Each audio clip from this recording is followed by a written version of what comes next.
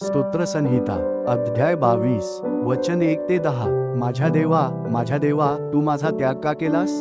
माझा दुःखाचा आक्रोश ऐकून माझा बचाव करण्यास तू जवळ नाहीस। माझ्या देवा, दिवसा मी धावा करतो तरी तू ऐकत नाहीस, रात्रीही धावा करतो तरी मला चैन पडत नाही। तरी पण हे इस्रायलाच्या स्तवनात वसणाऱ्या तू पवित्र आहेस। आमचे पूर्वज तुझ्यावर भाव ठेवत असत आणि तू त्यांना मुक्त करत होतास।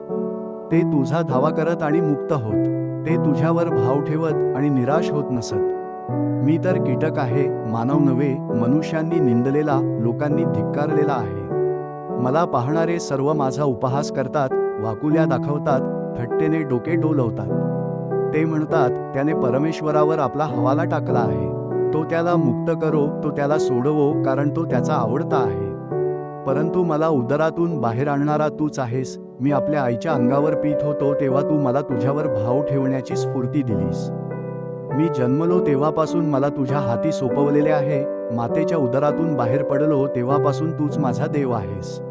आमेन।